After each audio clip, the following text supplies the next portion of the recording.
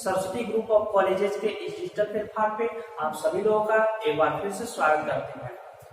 आज हम आपको बताएंगे बीएससी पार्ट 1 का एक टॉपिक है system of non homogeneous equation.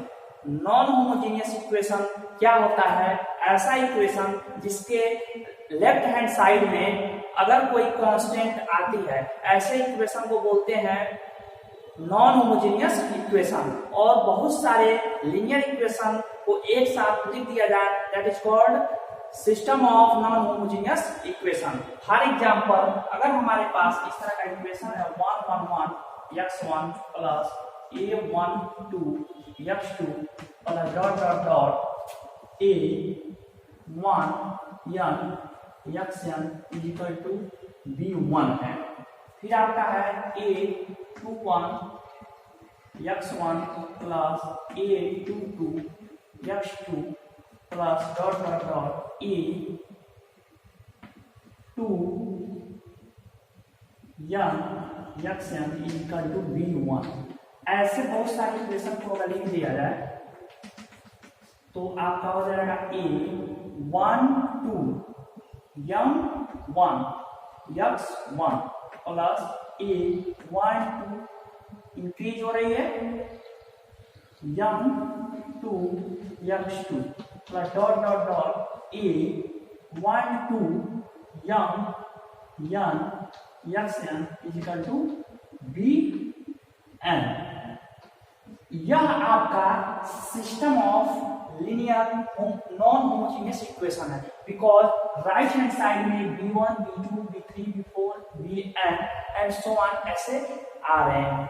इसको हम बोलते हैं नॉन होमोजेनियस इक्वेशन। इसका जो मैट्रिक्स इक्वेशन होता है ax इक्वल टू b। ए वाला जो पार्ट होता है वह होता है जितने कोफिशिएंट लिए गए हैं a11 a12 a1n a21 a22 a2n dash a m1 a m2 a mn is equal to,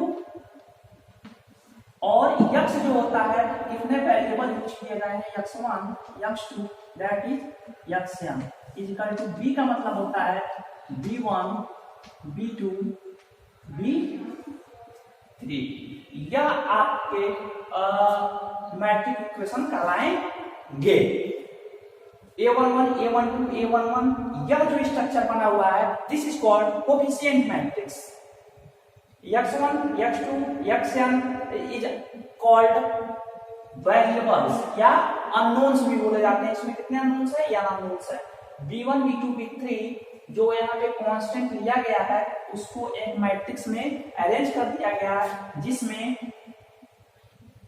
1 2 3 n rose and 1 column है। इसका जो ऑर्डर है n क्रॉस 1, इसका जो ऑर्डर है m क्रॉस n है। यह स्ट्रक्चर कहलाता है system of non homogeneous equation, और यह जो कहलाता है वह कहलाता है मैट्रिक्स इक्वेशन। अब हम आइए जानते हैं कि आर्गुमेंटेड मैट्रिक्स क्या होता है। आर्गुमेंटेड मैट्रिक्स जब हम कोफिशिएंट मैट्रिक्स और कांस्टेंट मैट्रिक्स, यहाँ पे जो लिखा हुआ है कांस्टेंट मैट्रिक्स, दोनों को आपस में मिला दिया जाता है। इस प्रकार का जो मैट्रिक्स कहलाता है वह आर्गुमेंटेड मैट्रिक्स कहलाता है। आर्गुमेंटेड मैट्रिक्स में a और b को एक साथ मिलाते हैं। इसका जो सिंबल होता है आर्गुमेंटेड मैट्रिक्स का a/b, और इसको स्क्वायर ब्रैकेट में बंद कर दिया जाता है। इसका सिंबल है सिंबल ऑफ आर्गुमेंटेड मैट्रिक्स। और आर्गुमेंटेड मैट्रिक्स को लिखा कैसे जाता है a11 a12 और डैश डैश डैश a1n, और इसके साथ ऐसे करके और b1 b2 b1 b2 b3 को मिला देंगे और बाकी a1 वाली जितनी भी एंट्री भर देंगे।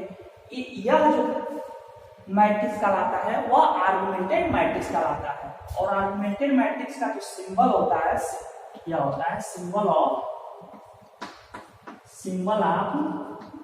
Augmented matrix. अब हम जानते हैं कि कैसे हम सॉल्व करते हैं system of non homogeneous equation को।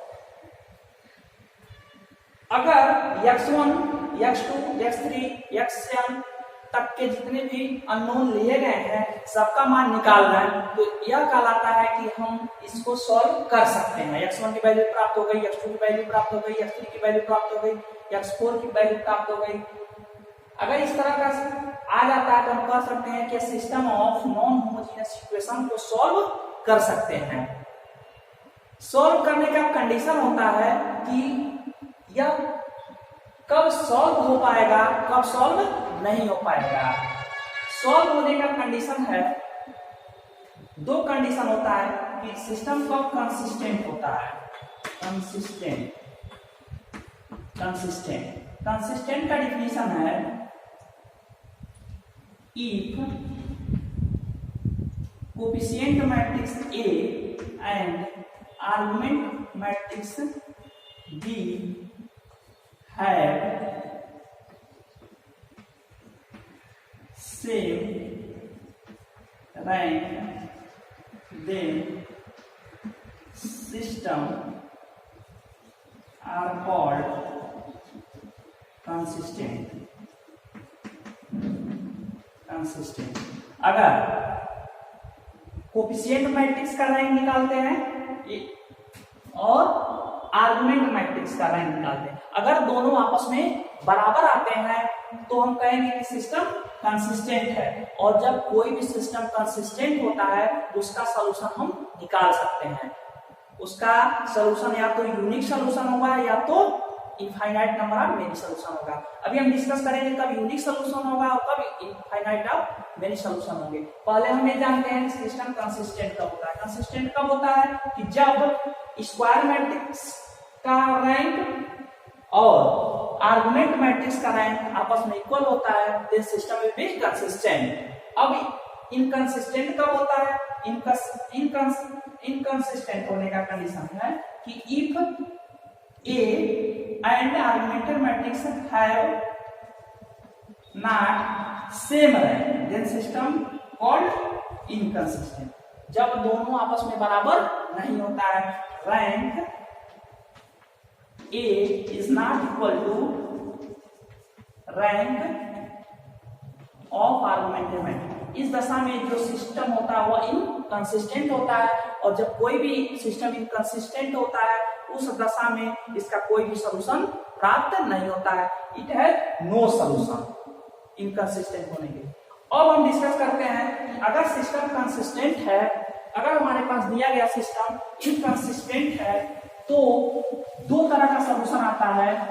पहला होता है नो सॉल्यूशन, पहला होता है यूनिक सॉल्यूशन और दूसरा होता है infinite of many solution. Consistent होने के लिए कंसिस्टेंट, जब सिस्टम कंसिस्टेंट है तो इसका मतलब इसका सॉल्यूशन एग्जिस्ट करेगा, और एग्जिस्ट करेगा तो या तो यूनिक सॉल्यूशन होगा या तो कंसिस्टेंट होने का क्या कंडीशन है कि rank A is equal to rank of augmented matrix, या कंसिस्टेंट यूनिक सॉल्यूशन होगा या इनफाइनाइट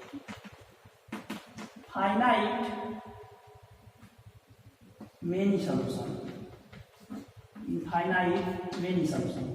यूनिक सॉल्यूशन होने के लिए क्या कंडीशन है? अगर हमारे पास जितने अननोन है, जो अननोन एक्स लिया जाता है x1, x2, x3, xn, जितने अननोन है, अगर अननोन के बराबर रैंक आती है, rank of A is equal to number of unknown. Number of unknown के बराबर A की रैंक आती है, और उसके बराबर आर्गुमेंट मैट्रिक्स का रैंक होता है। इस तरह से आर्गुमेंट मैट्रिक्स तीनों आपस में बराबर होंगे। जितने नंबर ऑफ अननोन है, अगर 3 नंबर ऑफ अननोन है, रैंक 3 है और आर्गुमेंटेड मैट्रिक्स का भी रैंक 3 है, तभी इस दशा में यूनिक सॉल्यूशन होता है। अगर rank of rank of A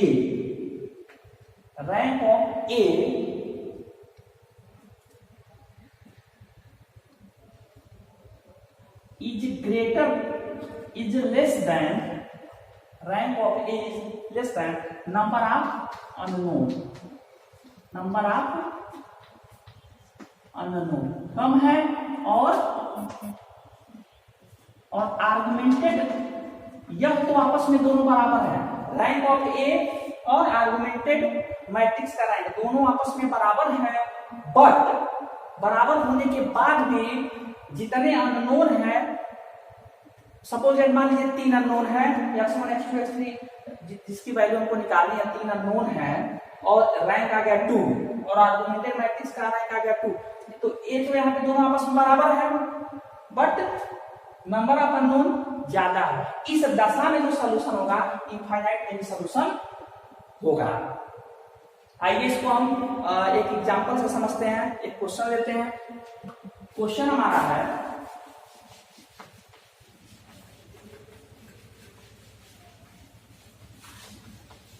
हम लेते हैं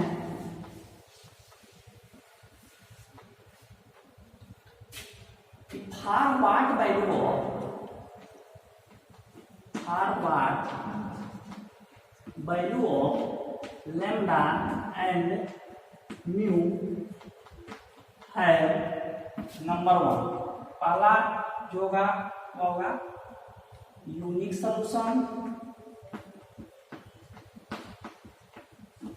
दूसरा नो सॉल्यूशन और तीसरा मेनी सॉल्यूशन। तीनों केस का डिस्कशन एक क्वेश्चन में करेंगे। एक क्वेश्चन हम लेते हैं x plus y plus z equal to 6 हो गया, फिर x plus 2y x plus y plus z equal to 6, x plus 2y plus 3 z equal to 10, x plus 2y plus lambda z equal to mu आ गया। यह हमारा system of linear equation है। इसमें हमको स्टडी करना है कि इस इक्वेशन का कब यूनिक सॉल्यूशन होगा, कब नो सॉल्यूशन होगा और कब इनफाइनाइट मेनी सॉल्यूशन होंगे, उनके क्या वैल्यू होंगे लैम्डा और म्यू के। तो इसको सॉल्व करने के लिए एक हम सबसे पहले हम मैट्रिक्स इक्वेशन लिखते हैं ax equal to b। a जो होता है वह कोएफिशिएंट मैट्रिक्स होता है, x का कोएफिशिएंट 1, y का कोएफिशिएंट 1, z का कोएफिशिएंट 1, x का कोएफिशिएंट 1, y का कोएफिशिएंट 2, z का कोएफिशिएंट 3, x का कोएफिशिएंट 1, y का कोएफिशिएंट 2, z का कोएफिशिएंट लैम्डा। x का मतलब नंबर ऑफ अननोन, कितने अननोन है? 3 अननोन है, x y z 3 अननोन है। b की जो वैल्यू है वो कांस्टेंट की वैल्यू है 6, 10 और म्यू, 6, 10 म्यू। अब इसके बाद हम आर्गुमेंटेड मैट्रिक्स लिखेंगे a to b। Augmented matrix जो होता है वह कोएफिशिएंट मैट्रिक्स और कांस्टेंट मैट्रिक्स दोनों को आपस में मिला करके बनाएंगे। 1 1 1 1 2 3 1 2 लैम्डा, और इसको ऐसे सेपरेट कर देंगे 6 10 म्यू। यह हमारा क्या हो गया? Augmented matrix a to b। अब हम क्या करेंगे? आर्गुमेंटेड मैट्रिक्स का रैंक निकालेंगे। तो आर्गुमेंटेड मैट्रिक्स का रैंक निकालने के लिए हम इचेलोन मेथड से इसका रैंक निकालेंगे। सबसे पहले इस पोजीशन पे 1 है, बाकी इस पोजीशन पे क्या होना चाहिए? 0 होना चाहिए। तो 0 लाने के लिए सबसे पहले हम ऑपरेशन करते हैं, या ऑपरेशन करेंगे रो 2 को रो 2 minus rho 1, this is first operation. Second operation apply करिए रो 3 पे। रो 3 पे जो ऑपरेशन अप्लाई होगा row 3 minus R3 minus R1। Second row पे अप्लाई किया हमने ऑपरेशन R2 पे R2 minus R1। Third row पे अप्लाई किया है R3 माइनस R1। अब देखते हैं क्या होता है। Augmented matrix A to B equal to जो फर्स्ट रो है एज इट इज दीजिए 1 1 1 6, 1 minus 1 0, 2 minus 1 1, 3 minus 1 3 minus 1 2, 6 10 minus 6 4। यह क्या रो 2 पे, रो 3 पे अप्लाई करते हैं 1 माइनस 1 0, 2 माइनस 1 1, लैम्डा माइनस 1 कर दीजिए और म्यू माइनस 6 कर दिया है। इसके बाद हम इस पोजीशन को रो 3 पे एक ऑपरेशन और अप्लाई कीजिए R3 माइनस R2 करिए, R3 माइनस R2 करेंगे तो आपका आ जाएगा A to B 1 1 1 6। Second row it is 0 1 2 4, 0 minus 0 0, 1 minus 1 0, lambda minus 1 minus 2 हो जाएगा लैम्डा माइनस 3, म्यू माइनस 6 और माइनस 4, म्यू माइनस 10 हो जाएगा। यह आपका आया इस तरह से सिचुएशन। या हमारा यह एक कोएफिशिएंट मैट्रिक्स A है 0 1 1 0 1 2 0 0 lambda minus 3 called coefficient matrix. और जब कोएफिशिएंट मैट्रिक्स के साथ यह पूरा लेंगे 6 4 म्यू माइनस 10 तो ये कहलाएगा आर्गुमेंटेड मैट्रिक्स। तो सबसे पहले केस फर्स्ट हम पढ़ते हैं। केस फर्स्ट में डिस्कस करने के लिए कह रहा है कि यूनिक सॉल्यूशन कब होगा। और आप जानते हो यूनिक सॉल्यूशन होने के लिए क्या चाहिए, कोएफिशिएंट मैट्रिक्स का रैंक और आर्गुमेंटेड मैट्रिक्स का रैंक दोनों आपस में इक्वल होना चाहिए। और इक्वल होने के साथ साथ एक कंडीशन और है कि नंबर ऑफ अननोन जितना होगा उतना ही रैंक आर्गुमेंट मैट्रिक्स का और स्क्वायर मैट्रिक्स का आना चाहिए। तो नंबर ऑफ अननोन पहले काउंट करते हैं कितने हैं, एक्स वाई है, 3 अननोन है तो रैंक ए का रैंक 3 आना चाहिए। ए का रैंक इसमें 3 और रैंक में नॉन जीरो रो काउंट करते हैं। तो नॉन जीरो रो पहले देखते हैं। अगर लैम्डा की वैल्यू 3 ले लेंगे तो 3 माइनस 3 0 हो जाएगा, 3 माइनस 3 0 हो जाएगा। तो जो स्क्वायर मैट्रिक्स है उसका रैंक 2 हो जाएगा। इसलिए यूनिक सॉल्यूशन होने के लिए लैम्डा की वैल्यू 3 नहीं होनी चाहिए। और म्यू की जो वैल्यू होनी चाहिए, एनी वैल्यू कुछ भी हो सकता है, any value of mu.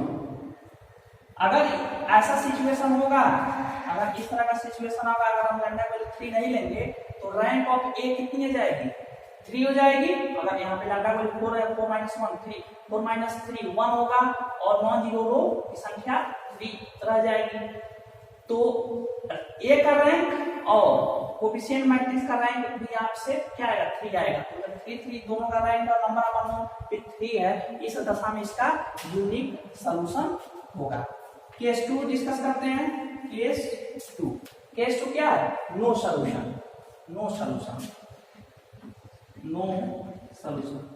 Solution के लिए क्या होना चाहिए कि दोनों का रैंक आपस में बराबर नहीं होना चाहिए। आर्गुमेंटेड मैट्रिक्स का रैंक और स्क्वायर मैट्रिक्स का रैंक आपस में बराबर नहीं होना चाहिए। तो बराबर नहीं करना है, इसके लिए अगर हम लैम्डा की वैल्यू 3 लेना है तो लैम्डा की वैल्यू यदि 3 लेंगे तो 3 माइनस 3 0 हो जाएगा। कोएफिशिएंट मैट्रिक्स का रैंक क्या हो जाएगा, 2 हो जाएगा। और म्यू की वैल्यू लेना है वह नॉट इक्वल टू 10 लेना है। म्यू की वैल्यू नॉट इक्वल टू 10 लेंगे तो इस दशा में आर्गुमेंटेड मैट्रिक्स का रैंक कितना हो जाएगा? आर्गुमेंटेड मैट्रिक्स का रैंक 3 हो जाएगा और स्क्वायर मैट्रिक्स का रैंक कितना हो जाएगा? अगर 3 लेंगे तो 2 हो जाएगा। तो दोनों आपस में बराबर नहीं है, तो 3 इज नॉट इक्वल टू 2। इस दशा में नो सॉल्यूशन होगा। अब हम जानते हैं तीसरे केस के बारे में कि तीसरा केस क्या होगा? Case third.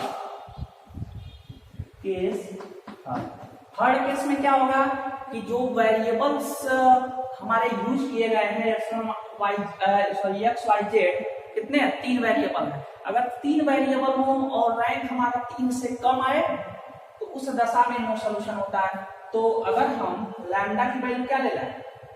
3 ले लें। लैम्डा की वैल्यू 3 ले लें। लैम्डा की वैल्यू हमारा क्या है? 3 है। और म्यू की वैल्यू क्या है? म्यू की वैल्यू अगर हम 10 ले लें तो इस दशा में अगर म्यू इसका 10 लेंगे, 10 माइनस 10 0 और 3 माइनस 3 0, तो आर्गुमेंटेड मैट्रिक्स का रैंक कितना हो जाएगा? 2 और स्क्वायर मैट्रिक्स का रैंक भी कितना आ जाएगा? 2।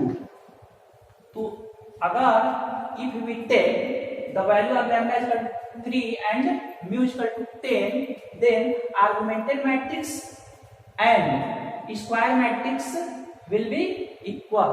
बट इक्वल तो होंगे लेकिन वेरिएबल जो यूज किए गए हैं 3 वेरिएबल उससे कम है। तो इस दशा में केस थर्ड जो होगा वह नो सॉल्यूशन का देगा। तो इसमें 3 केस डिस्कस करना है। कब यूनिक सॉल्यूशन होगा लैम्डा किस वैल्यू के? लैम्डा का नॉट इक्वल टू 3 लेंगे और म्यू का कोई वैल्यू लेंगे, इस दशा में जो सॉल्यूशन होगा वो यूनिक होगा। अगर हम लैम्डा की वैल्यू 3 ले लें, म्यू की वैल्यू 10 ना लें, इस दशा में नो सॉल्यूशन होगा। और अगर लैम्डा की वैल्यू 3 ले लें, म्यू की वैल्यू लैम्डा की वैल्यू 3 और म्यू की वैल्यू 10 ले लें, इस दशा में नो सॉल्यूशन होगा। ऐसे ही नेक्स्ट वीडियो में हम आपको इससे रिलेटेड और क्वेश्चन बताएंगे। Thank you for watching me. हमारे चैनल को अधिक से अधिक शेयर और सब्सक्राइब जरूर करें। Thank you.